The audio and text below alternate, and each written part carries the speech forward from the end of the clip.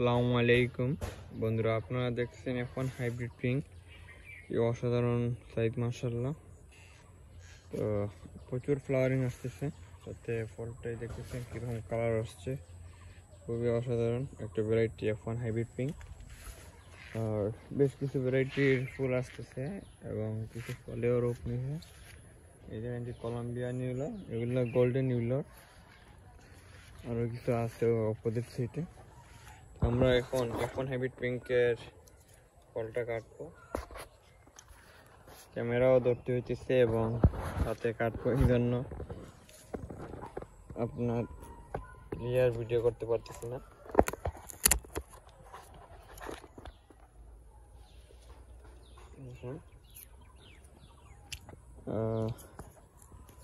আনুমানিক আপনার